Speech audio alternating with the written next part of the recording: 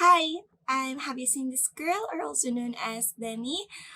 Yes, this is my first YouTube video and I'm really nervous about it, but whatever. So I guess I'm supposed to answer questions from the readers that I posted on my page. So yeah, I'm gonna answer now.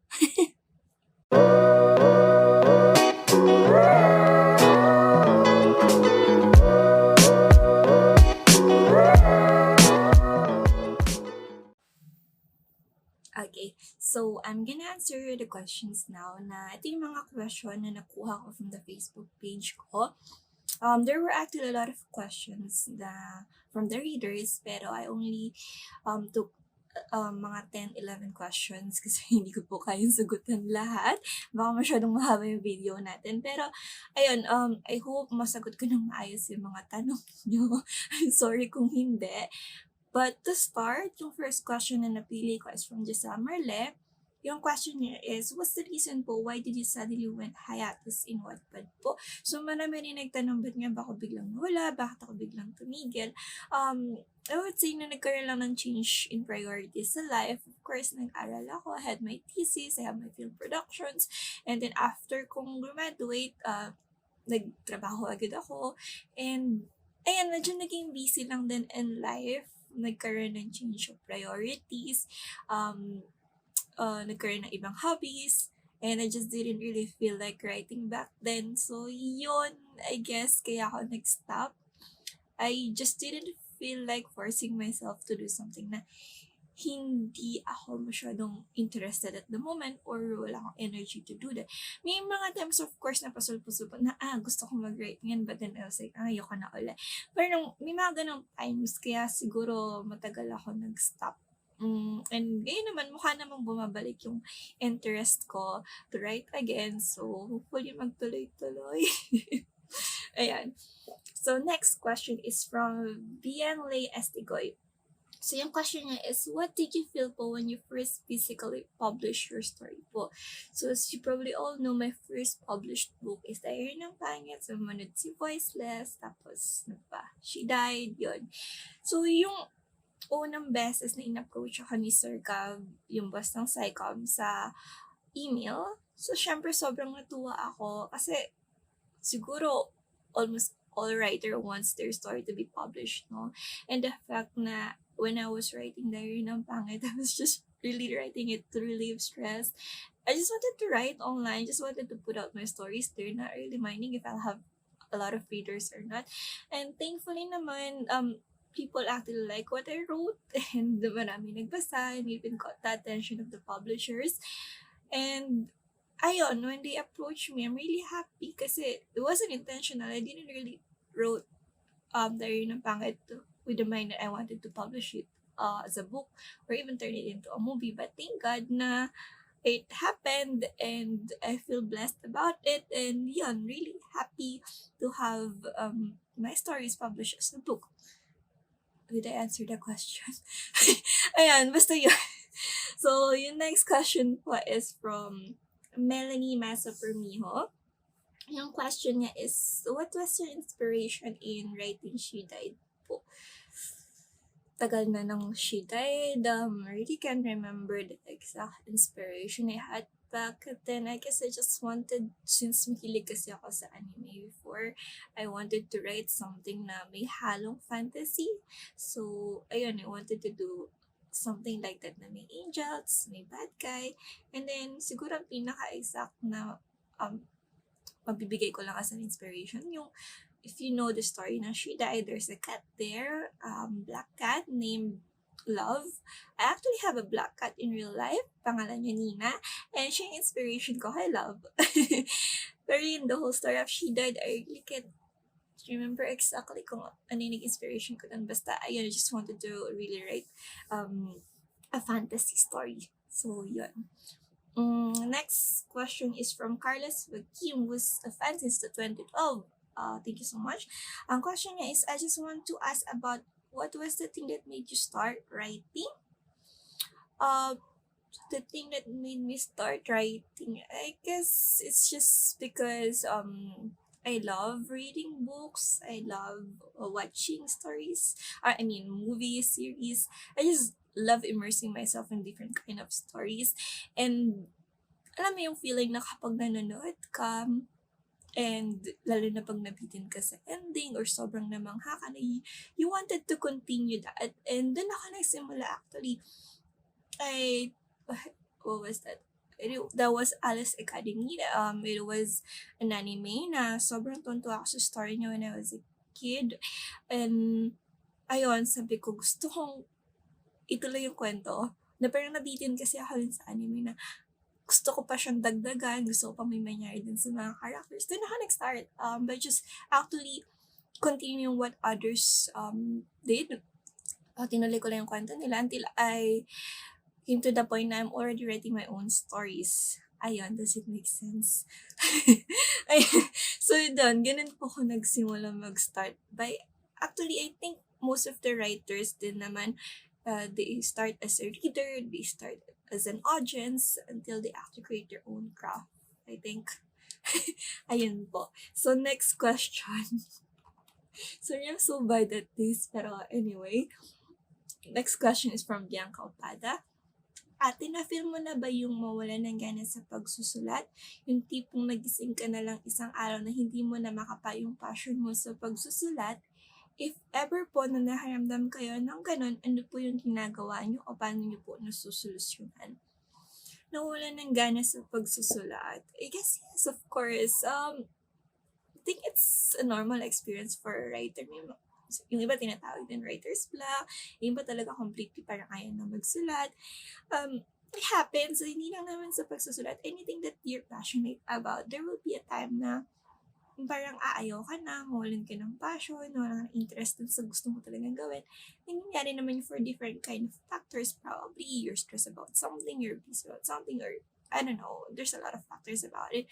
And of course, ako as a writer, may times na nawalan din ako ng gana magsulat na, especially nung naghihatos ako, nawalan talaga ako ng gana magsulat.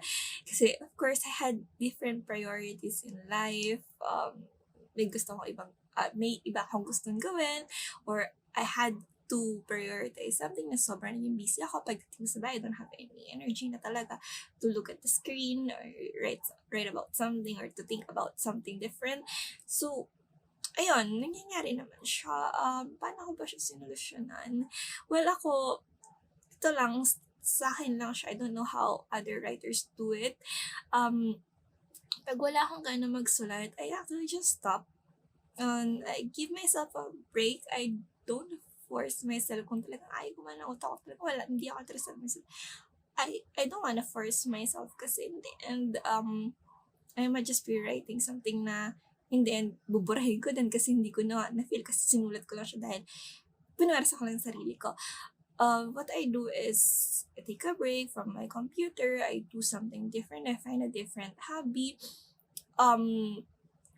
Until comes a time na pag mupul ako sa harap ng computer ko, I would feel writing again. Kasi may mga times na when you're doing something different, biglang may magsaspark ng idea sa'yo na while you're doing this thing, sabi mo, this could be something for a story. Or halimbawa, nasa bus ka lang, let's say you're traveling and you thought na while you're in the plane or in the bus na may naisip ka na, parang gusto kong isulat tong gantong story. Ayun, bumabalik bigla yung passion mo to do that kasi something, I don't know, other things spark your passion again, I guess. I hope that also makes sense. Sorry, I'm not really making sense in this video. But yeah, anyway. Next question, I guess. The next question is from Priya Chileventis. May pag-asa po bang maisulat muli si Memo? Hanggang ngayon hinihintay ko siya. May akong fictional characters na nakilala. Pero iba pa rin talaga si Memo. Sa kanya pa rin ako uuwi. Wow. My one and greatest love. Char. Okay, so maraming nagtatanong talaga about Memo. Sa totoo lang, minsan naririn din ako na, ate, asan na yung story ni Memo? Ate, susulat ko ba si Memo? Okay, sige. I think I've answered this before na rin naman sa mga tweets ko or sa response ko sa Facebook or sa Wattpad. Before I didn't really want to continue Memo's story na kasi I just didn't feel like writing a story. Pero ngayon, bumabalik uli yung inspiration ko to do history. Isusulat ko si Memo, just give me time. I have so many pending stories that I want to write. Sabay-sabay sila nasa utak ko. Pero, I guess, isusulat ko naman si Memo. Gusto ko lang muna matapos yung iba kong stories in mind na gusto ko unahin isulat. And then, hopefully, kung kaya ko this year, if not this year, next year, if not next year, next year. Pero, basta isusulat ko naman si Memo. Don't you worry, guys. Ano ba? Basta isusulat ko siya. Huwag kayong mag-alala. Magkaka-story si Memo. Huwag kayong mag-alala. Medyo matagal nga lang. Siguro yung iba, yung mga readers ko, sabi nga nila, yung mga dati, may anak na sila at lahat-lahat. Wala pa naman. Pero it's fine. Isusulat ko siya. Mga isa pa uling anak, guys. No, promise. Isusulat ko talaga siya. Anyway, next question. Sorry, guys. This is a question from Jollyhan Joyce Larica. Yung question niya is, Ate, bakit ang sakit niyo magsulat? I mean, yun po talaga way of writing nyo or somehow nakaka-relate po kayo.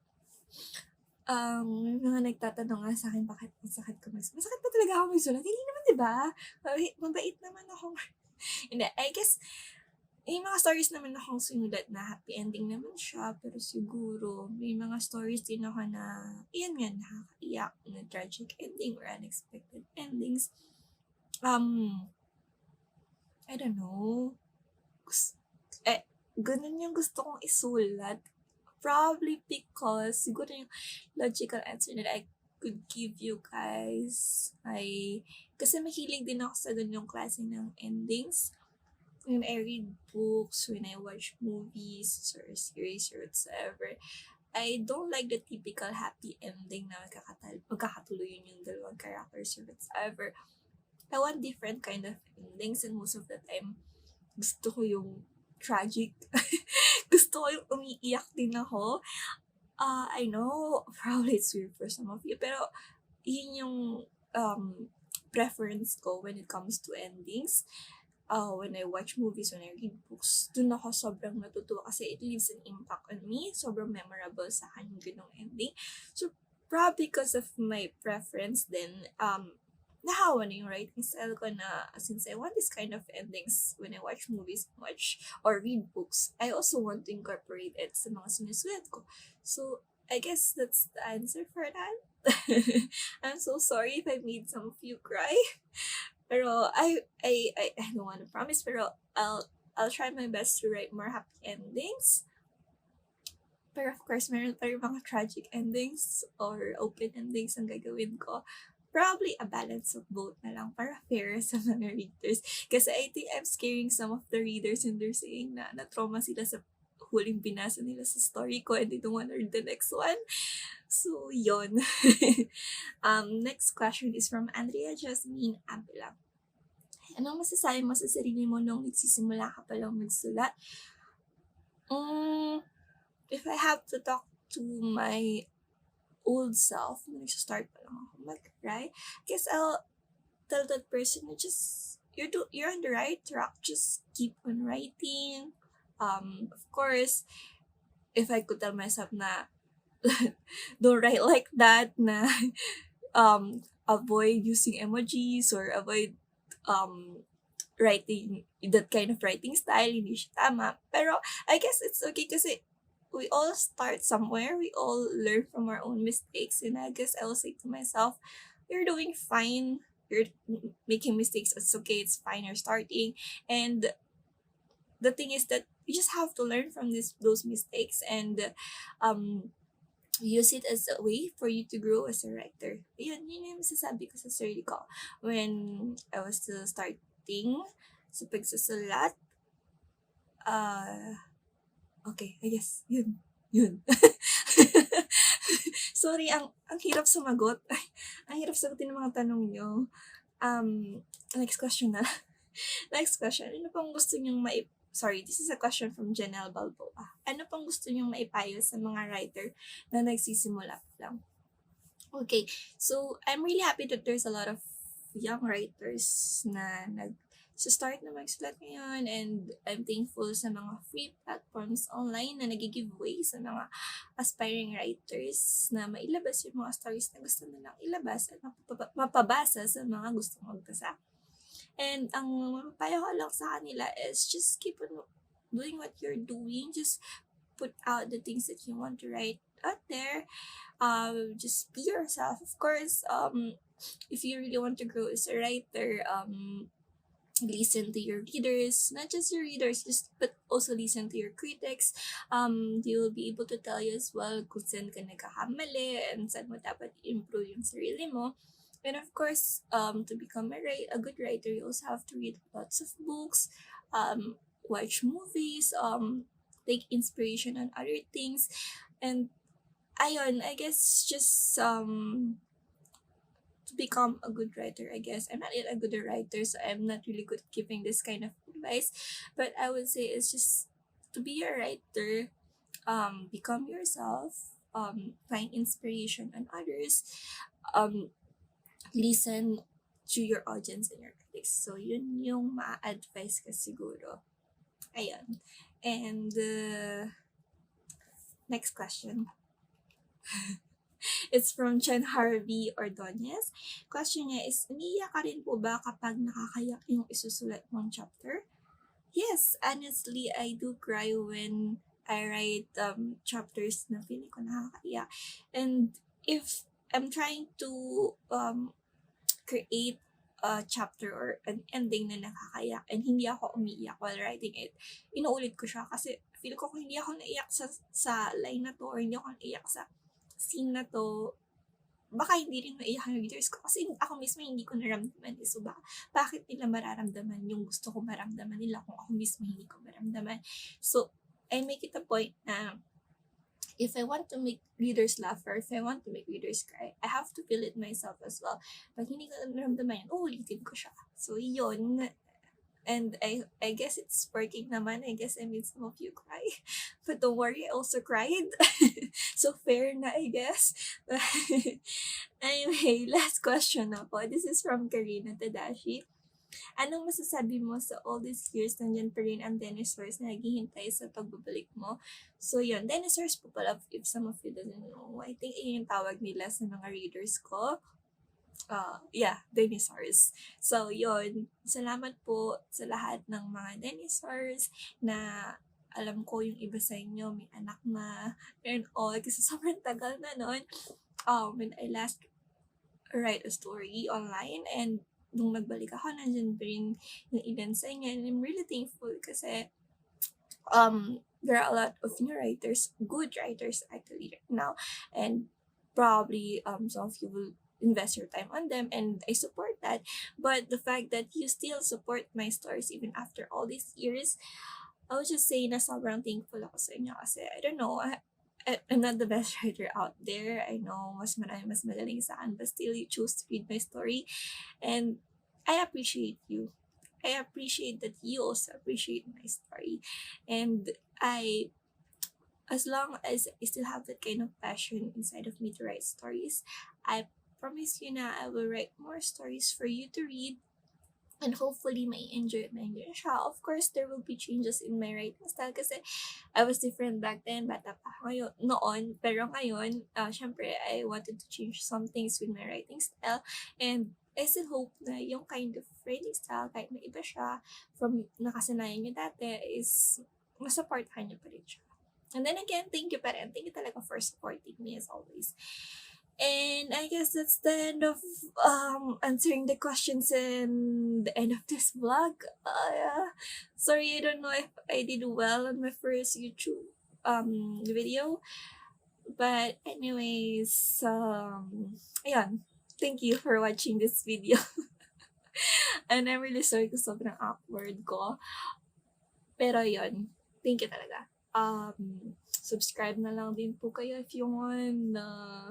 Follow nyo na lang din po yung mga social media pages ko na ilalagay ko probably in the description below. So, I guess that's it. Thank you so much and I hope you could also watch the next videos that I'm gonna upload next time. Bye-bye!